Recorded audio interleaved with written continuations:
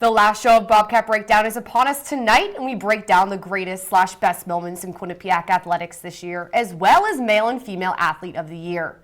All this and more on Bobcat Breakdown starting right now.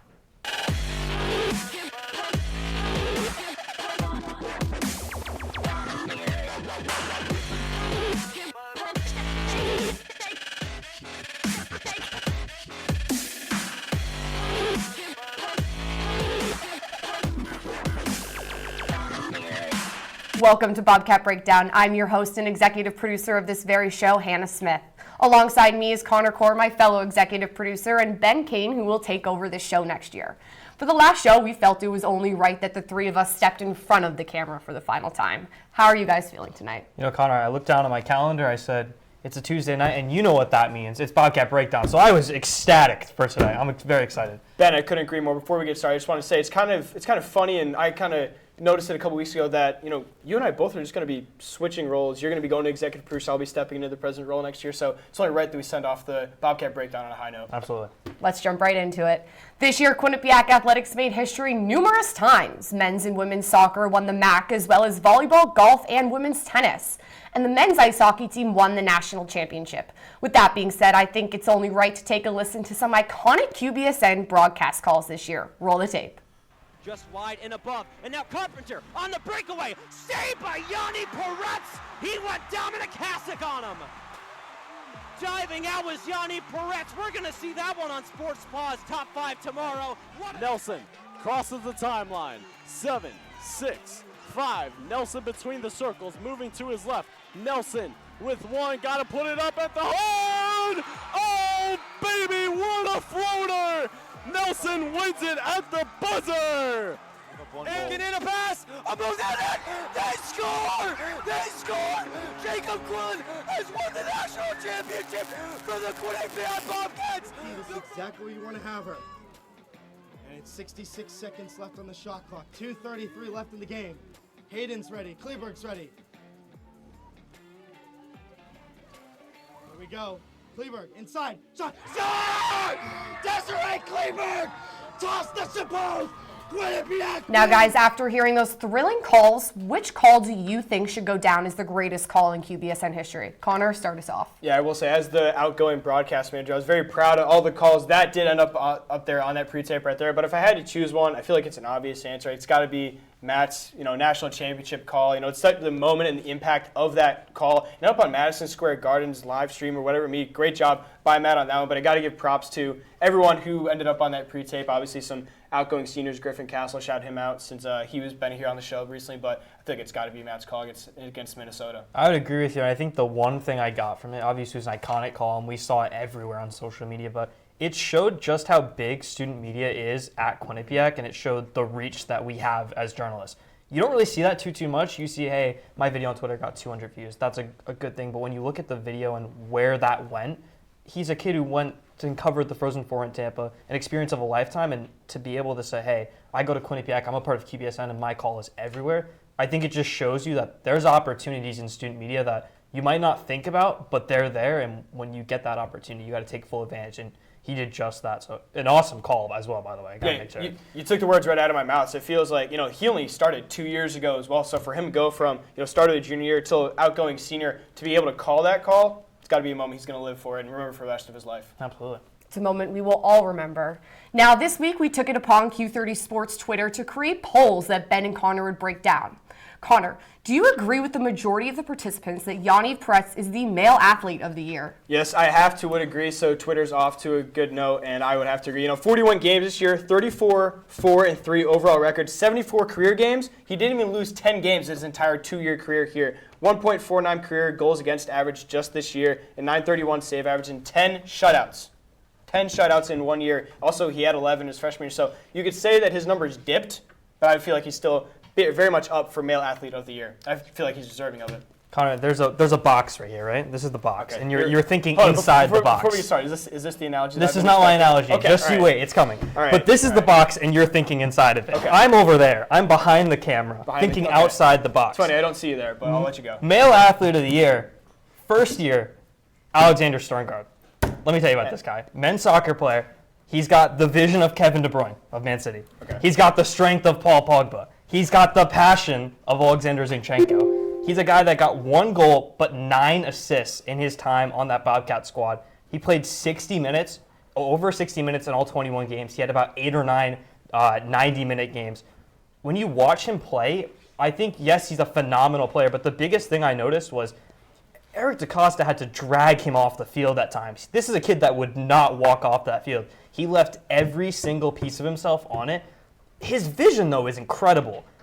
The kid can make passes that I've never seen a collegiate player coming in, and we watched him in that spring season last year, and when he was just coming into Quinnipiac, he was his first ever collegiate games, taking over the number from Simon Hillinger in those games, a Quinnipiac legend of midfield where there was no Paulo Soares, and you had to wonder who's going to fill that gap. This is a kid that stepped up and not just filled that gap, but exceeded expectations. And I think he's one that was overlooked in this poll, but a very honorable person to be the athlete of the year. Yeah, I feel like a lot of things you talked about, not wanting to come off the field, not having incredible vision. I feel like those are all good characteristics, but I feel like that can also be said about Yaniv Peretz. Obviously, he's a goaltender, so the roles kind of change a little bit, but I feel like the same thing could be said about, him not wanting to come off the ice. A humble person you're ever going to meet. I know you know that just from the articles and magazines that you've read about, but I feel like you're kind of shortchanging Yaniv.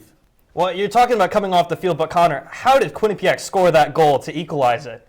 Was Yaniv on the ice? Because he came off. Against Minnesota? Yeah. Well, that was the game to go to overtime, but when there's a 10 seconds in overtime, Yaniv was on the ice right there. So I don't know what point you're trying to get to. It's debatable, but I think I've won this debate. It's debatable, and it could be debated after the show. All right, let's Now, Ben, do you think Rebecca Cook is the female athlete of the year because she blew it out of the park on the Twitter poll? Now, Hannah, it's funny you mention Rebecca Cook, because here we go, ladies and gentlemen. So, the analogy you've all been waiting for. Connor, you love Disney. Favorite Disney movie? Aladdin, right? Rebecca Cook, Aladdin, the star of the show. Then it's the movie's named after. I got a few other casts here. Bay Larry is Jasmine, right? The person who's pulling the strings. Rebecca Cook loves her because she gets her all those assists. Courtney Chokel, Abu, the sidekick of Rebecca Cook that just makes as big of an impact. But there's one player that's really pulling the things behind the scenes. It's funny because I know exactly where you're going. It's Liv Scott, Connor. And who's Liv Scott? She's the genie. The main character that's behind the scenes pulling the strings. She's got 5 goals. It was her best goal-scoring season at Quinnipiac. 2 assists. She's also coming back next year in 19 games. 14 of those 19 games, she played a full 90 minutes. And in the last 5 games, she was on the field that whole time as well. The midfield 3 that she made when you lost a Selena Salas, it's the same thing as the Paulo Soares question, but when you lost Selena Salas, you're like, who's going to fill that midfield? And her, Baylary, and Emily Vandervliet, all 3 All-Mac selections, created a formidable force in that midfield. But Liv Scott was the focal point of every single attack. And not just that, is when they're going forward, she's dropping back into center back. When teams are trying to clear out of their area, she's the one winning the header. She's the one thumping it back in. She was the best player on that team. Rebecca Cook will get all the credit for scoring the goals, but those goals don't happen without Liv Scott. She's got to be the MVP. Yeah, I do agree with you. I feel it's a good candidate for female athlete of the year, but I will have to go with Rebecca Cook. 22 goals, 51 points, the nation's leader, may I add, in goals. You can't make those numbers up. Yes, I know you make the case, and a fair one, for Olivia Scott about being the dirty work, doing all the stuff that you're not going to find on the stat sheet. But I feel like a lot of times you have to give credit where credit's due, and I feel like that is Rebecca Cook in this scenario. There's a lot of times when you watch them play, and I completely agree, Rebecca Cook was one of the stars of that team, and she definitely is in the conversation for this, but there's a lot of times when Rebecca Cook was making those runs in behind, but the person making the pass before that final attempt was Liv Scott, and you saw her arms going up, trying to direct Rebecca Cook, hey, take this channel, drop in a little bit. She's the one that's giving Cook all those opportunities, but as well as this year, we saw her take on a role where she was on the ball a ton. She usually hasn't seen that, so she's dragging players closer to her because they know just how major of an impact she can have on a squad, and that opens up lanes for Rebecca Cook, Courtney Chokel, Paige LaBerge, all these players that we saw. And I think that's the reason Rebecca Cook is the leading scorer in the nation. She was a phenomenal player, had a phenomenal season, don't get me wrong, but Liv Scott has a big part in how good Rebecca Cook was this season. Yeah, and her playing in that CDM role really, allowed that all stuff to happen. Kind of being the pivot point from the right to the left or left to the right, vice versa. But I feel like a lot of the times, on the offensive attack, you saw, like you mentioned, a lot of times the one-time finishes from Rebecca Cook. I feel like a lot of it was from the other players as well. But I feel like you make it a fair case for either point. But I guess we'll have to let Twitter know that you kind of took a poor side of it. And I'll be honest with you, the analogy wasn't the best, but we'll see what happens. It makes sense, and I know you love Aladdin, so I kind that's just of not you true. really analyze the movie a lot, so I Thanks. kind of get that you don't understand it, but it's okay. Everyone loves Disney. Yeah, Everyone right. loves Disney. All right, it's time to take our first break of the night, but don't go anywhere. When we come back, myself, Connor, and Ben will take a trip down memory lane. We'll be right back.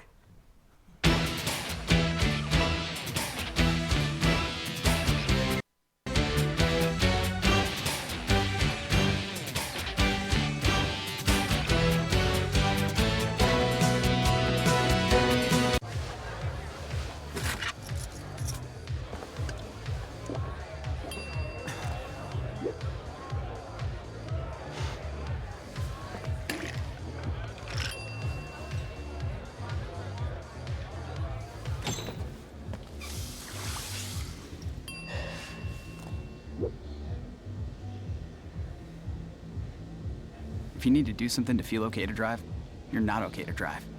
Don't drive buzzed. What do you think you're doing, Kevin? Was just gonna drive home. There are several warning signs present that you shouldn't be driving. Like hearing voices? Like your text-to-emoji ratio? Oh man, the selfies. Selfie, nailed it. We all have warning signs that let us know that we're probably not okay to drive. Mine is pretending to be your subconscious. Craig, come on man, let's split a ride home.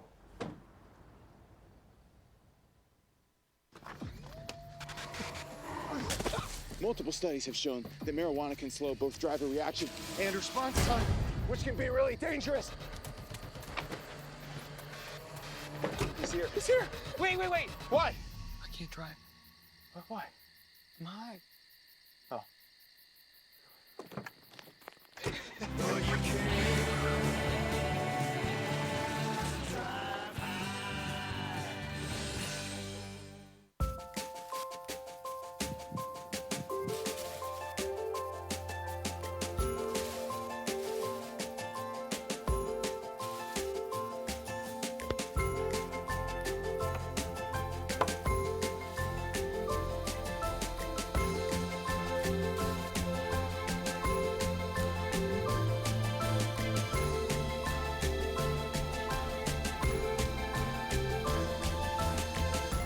Welcome back. Today, the three of us took a trip to the fields, court, and ice to recap the greatest moments this year.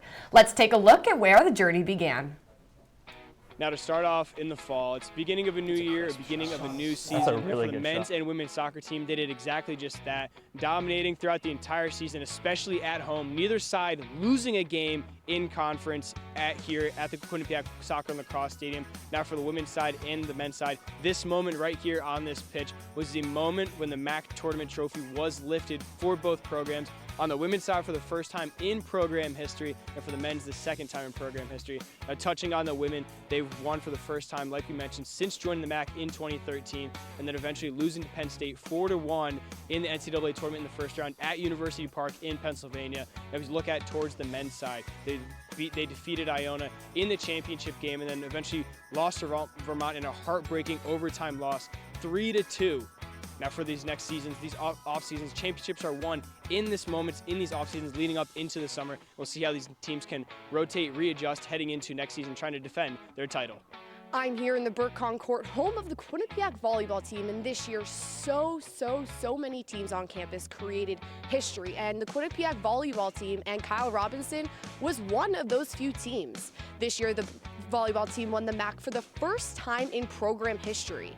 They won the MAC down in Orlando, Florida, and ended up advancing to the NCAA tournament for the first time ever in program history.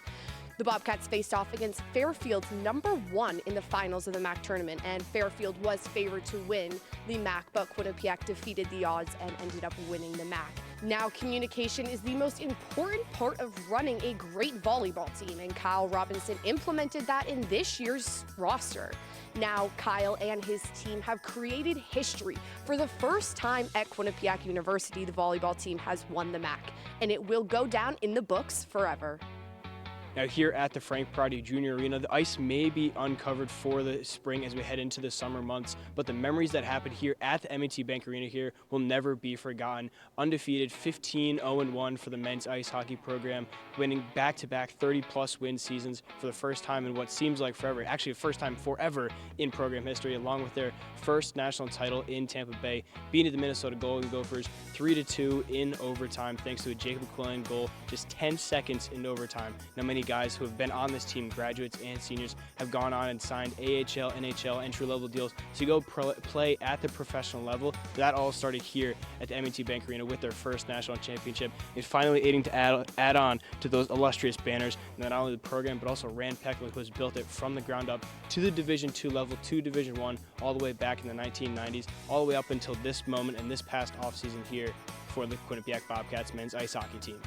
4 national individual event championships, 2 All-Americans, one of the program's single-season best records, and a quarterfinal win against Camden University. It was once again a historic season for one of the school's most historic programs, the acrobatics and tumbling team. Heading into the national championship, though, the biggest moment of all time was Marianne Power's return to the mats. 3 years missing out on the national championship, she returns to coach her squad against Camden University. The team's down by 2 points heading into the team event, and they win by 3 points. It was a remarkable comeback. Next meet in the semifinals, they take on the eventual national champions, Baylor University, and although they fall, you just saw the passion, the emotion from those players. It was a truly historic meet, and this team is definitely going into next season with their heads held high. Now, tucked away in the corner of the Rec and Wellness Center is the home to the women's golf team, the most dominant team on campus. I'm going to run you guys through their numbers for this season very quickly. We start off in the MAC championship. The team three-peated. The last 3 years, they were MAC champions. You look at the numbers from last season, they set a MAC record at 901 strokes in those 3-round championships at a plus 37 overall. This year, they absolutely smashed that record. 873 strokes for a plus 9 overall. That's a 28 stroke difference in 1 year. Absolutely incredible. MAC Player of the Year, who else but Fuji Zhang, the sophomore star, earned all MAC honors last year. This year, -2 in the MAC championships. And you guessed it, that is a record as well. Kaylee Sakota, Leanne Peralta, the 2 captains of this team, also earning all MAC honors. It was an absolutely phenomenal season for this team, and they moved on to the NCAA regional round. You know, I think I have my favorite moment of this year in Quinnipiac athletics, but I'm very curious to hear what Connor and Hannah have to say about it. So I think we're going to send it back to the desk and have a little bit more of a debate. Now, guys, we just finished recapping all the big moments from this past year in Quinnipiac athletics. With that being said, Ben, what was the greatest moment in your opinion this year? Now, Connor, I'm not a psychic, but in my head, here's the box. I'm going to bring back the box. But then there's another box inside of it. there's a smaller You're box. in there. I'm outside the suite right now on this one. Oh, wow. It's funny because I still don't see you out there. But Moment of the year, golf, three-peating in the MAC. Let me run you through some of these stats really quick. 2022, they shot a 901 strokes, right? 37. That was the record in the MAC at the time. 2023, 873 strokes. Connor, they dropped 28 strokes in the MAC championship. Not just that, Fuji Zhang, MAC Golfer of the Year, -2 through 54 holes. Incredible. She set the MAC record as well in the championships. And they have back-to-back Golfers of the Year. Leanne Peralta, who we just saw on the screen, was the golfer last year that won it.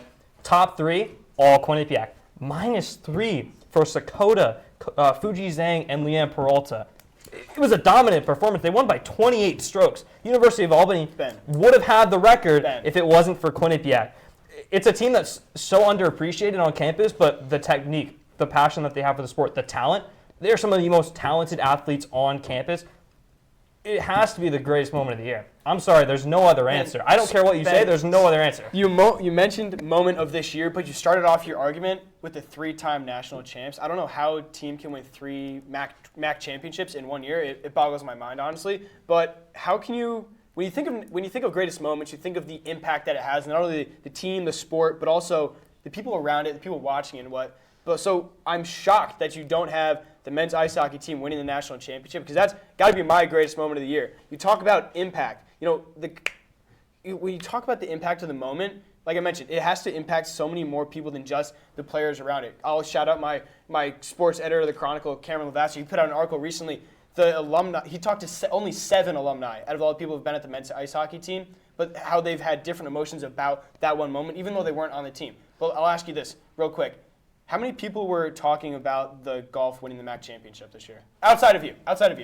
No, and I think that brings up a good point that this team is undercovered, and they are some of the most talented athletes on campus. I don't think it's about coverage and who's talking about them. This is a team that won the MAC championship. They're on the same level as, we talk about soccer all the time.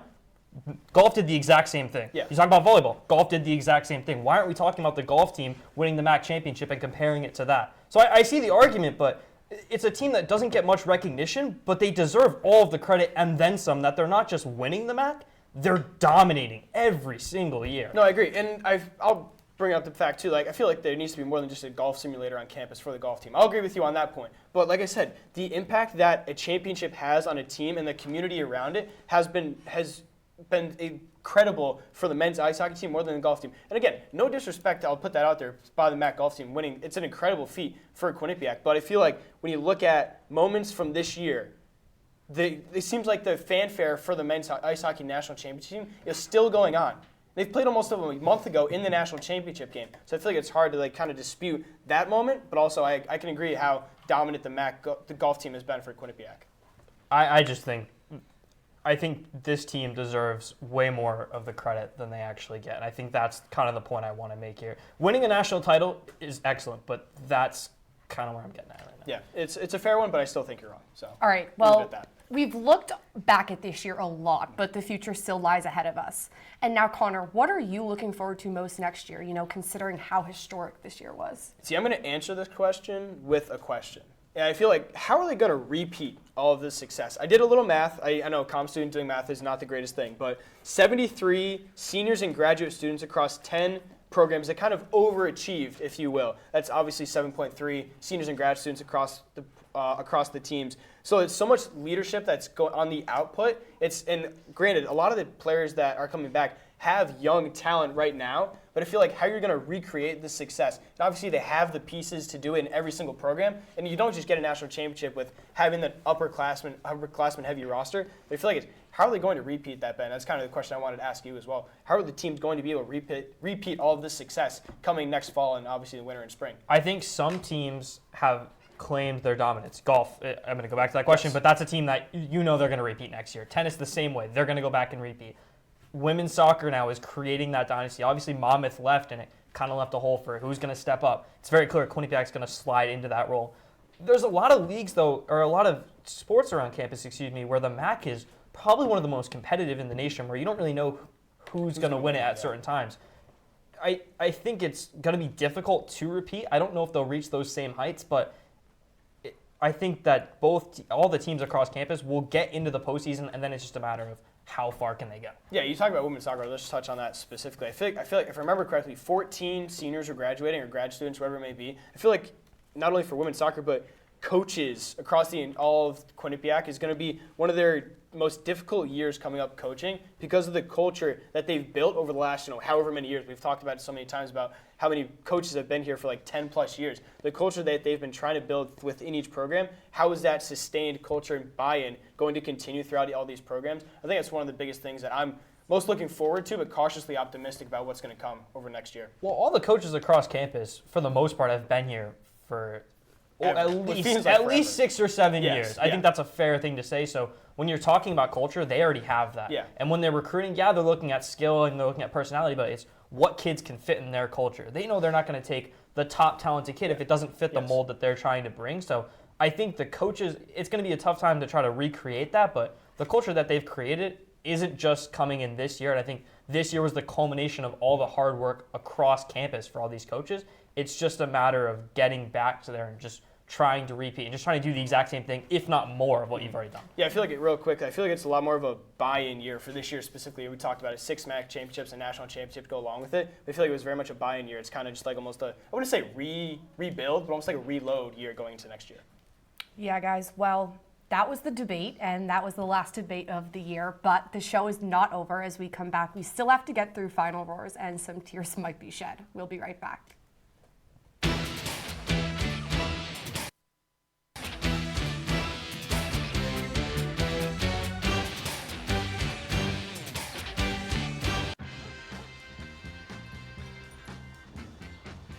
When we adopt a shelter pet, we discover they're a unique mix of all kinds of things. Come on, Jules, spot on this last one.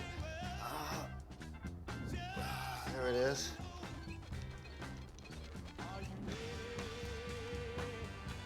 Keep going with it. Leo. They're a little bit of a lot of things, but they're all pure love. Maybe you can make retirement happen. After all, you made home ownership happen. Homeschooling yourself on loans, beefing up your credit score. So I'm pre-approved. You were like, yes! Sorry. Color coding listings, ticking boxes, and flushing every toilet in a 20-mile radius. Home sweet home. You aced house hunting. Now get the tips you need to get on track at aceyourretirement.org. Honey, what I think you need is a socket wrench. I played JV basketball. I'm sorry. I don't think it looks right. This is good, and it's all good, baby. Is it really all good?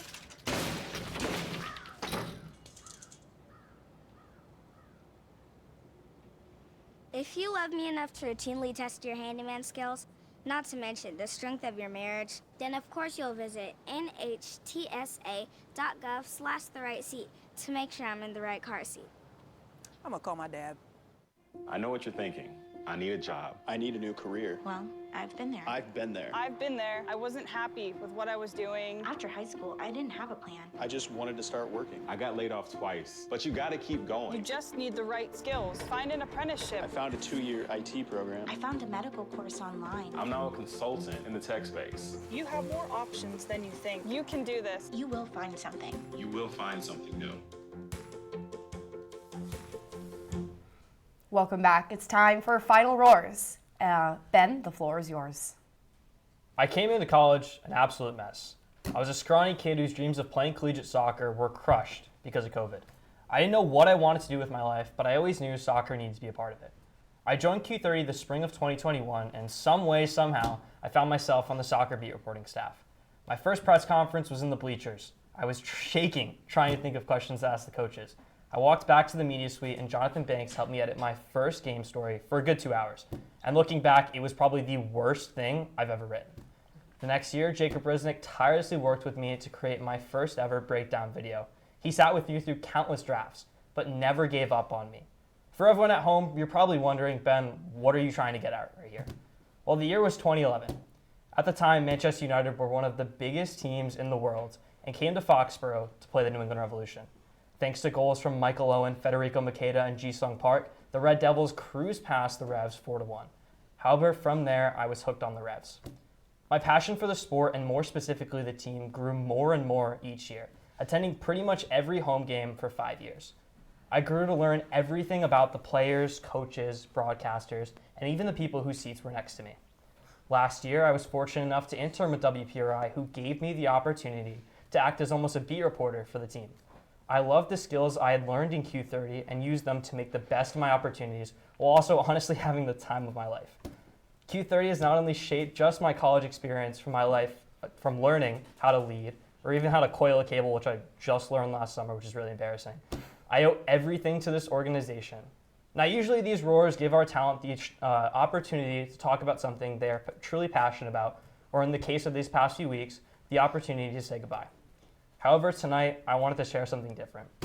I have decided to accept a position with the New England Revolution as a communications associate.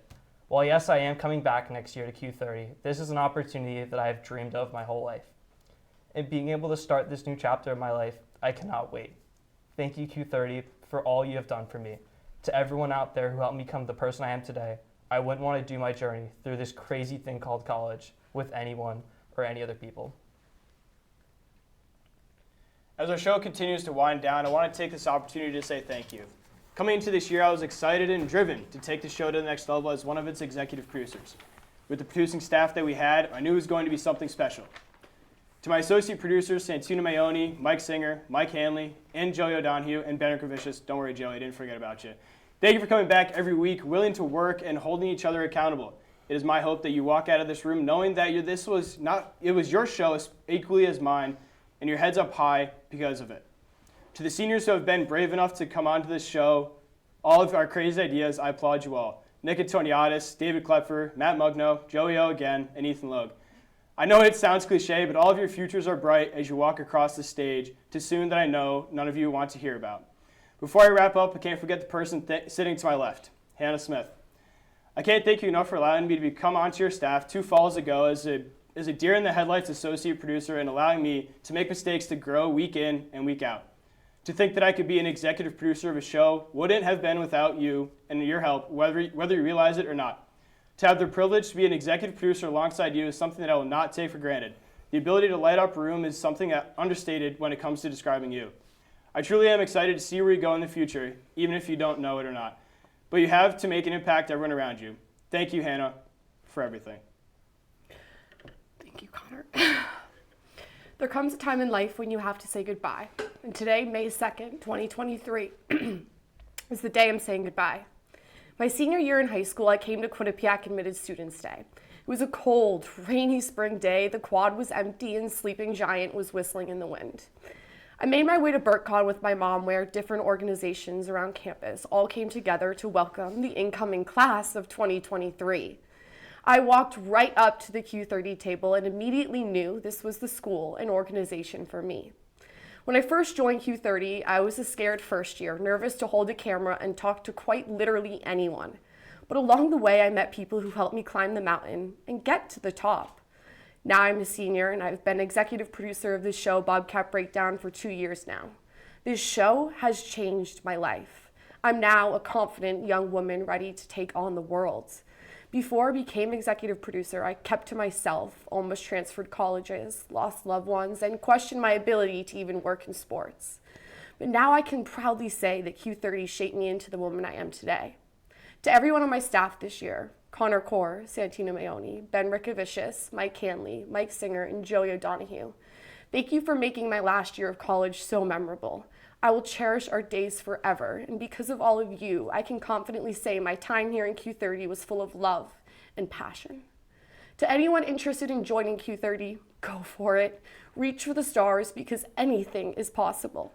This club, it has a way of making you feel loved, and it's a love full of endless supply.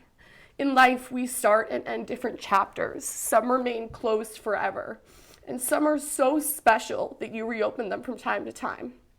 This Q30 chapter of my life is one I'll always look back on and hold near and dear to my heart.